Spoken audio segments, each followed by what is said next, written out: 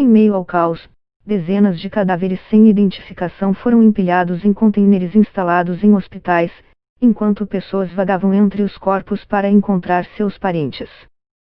Quase 4 meses se passaram desde que a crise da saúde eclodiu.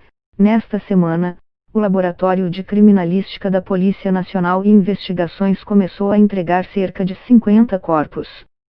Na quinta-feira passada, 16, ainda havia cerca de 100 cadáveres em estado de decomposição aguardando para serem identificados através de testes de DNA. Ele estava bem e de um momento para o outro ficou doente. Eram 3 da manhã e ele disse que não conseguia respirar. Juntamente com outros membros da família, visitamos todos os hospitais e clínicas por aqui, e ele não pôde ser internado devido à superlotação. Os hospitais e clínicas nos disseram que não havia oxigênio, que não tinham como ajudá-lo.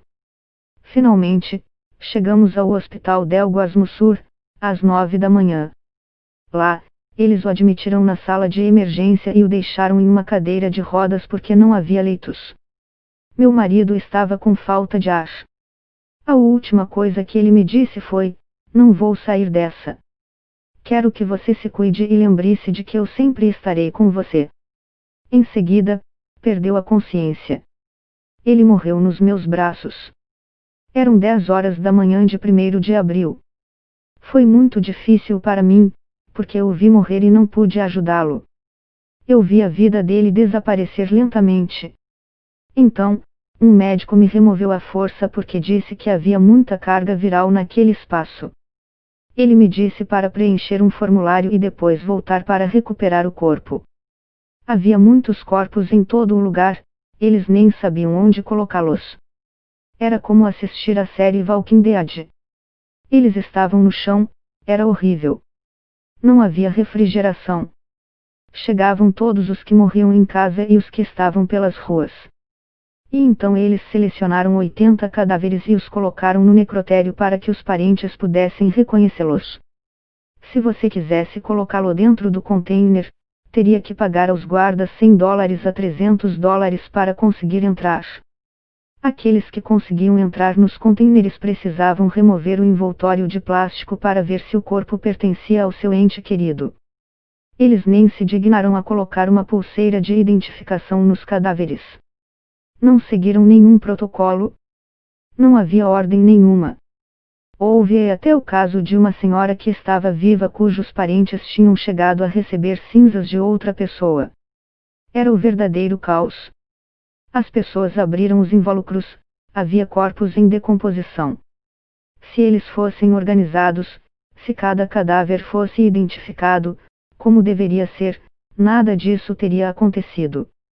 Voltei no dia seguinte e no próximo, mas nunca o encontrei. Passei 8 dias seguidos indo ao necrotério do hospital até que nos disseram que não entregariam mais corpos. Que o governo os enterraria. Fiquei arrasada, porque queria encontrar meu marido para me despedir pela última vez. Eles me disseram que eu tinha que acessar um site para descobrir em qual cemitério meu marido havia sido enterrado. Fiz isso por 3 semanas e o nome dele nunca apareceu. Então, entramos em contato com um advogado para pressionar e, com os outros membros da família, começamos a fazer passeatas nas ruas. Estava carregando um pôster com a fotografia do meu marido, o nome dele e onde ele desapareceu. Formamos um grupo de cerca de 200 pessoas. Havia também outros grupos, mas não sabemos quantos estão faltando no total. Procuramos em hospitais, necrotérios, cemitérios, onde quer que estejam. Mas nunca tivemos uma resposta. Como não apareceu, cheguei até a pensar que ele poderia estar vivo. Pensei que talvez ele tivesse acordado no hospital, e perdido a memória. Embora eu o tenha visto morrer, no fundo, esperava encontrá-lo vivo. Também pensei que o corpo poderia ter sido entregue a outra família, que estava enterrado. Pensava no que diria aos filhos de meu marido, porque passei a ser responsável por eles. Todo dia eu pedia a Deus que me desse um sinal. Dizia: Deus, me ajude, porque não sei mais o que fazer. Nunca perdi a esperança. Dizia a mim mesma que nunca pararia de procurar. Era meu direito ter o corpo do meu marido de volta. Ele não era uma pessoa aleatória, era meu marido. Havia um grupo de médicos forenses de outro país, não me lembro de onde, para trabalhar na identificação dos corpos em maio. Descrevi para eles todas as características físicas do meu marido, como eram os cabelos, o nariz, os dentes, tudo. Mostrei-lhes uma foto em que era possível ver as roupas que meu marido usava no dia em que morreu no hospital. Uma pessoa que trabalha lá me disse que nos primeiros dias de junho eles retiraram os contêineres com os corpos do hospital e os levaram à polícia judiciária para fazer identificações. Dias se passaram, liguei para eles e me disseram que estavam trabalhando para encontrá-lo. Primeiro com impressões digitais, depois, pelas características físicas, e, finalmente, com testes de DNA para corpos que não podiam mais ser reconhecidos.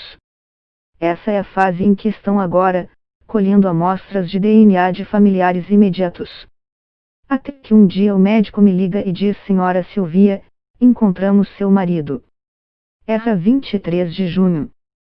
Comecei a chorar e o médico legista me disse para que eu fosse ao seu encontro, às 2 da tarde do dia seguinte, para reconhecer meu marido. Meu cunhado me acompanhou. O médico nos mostrou algumas fotos do corpo. Era ele.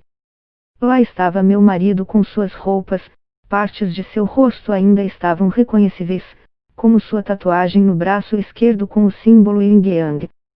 Embora o corpo já estivesse em decomposição, não tinha dúvidas de que ele era meu marido.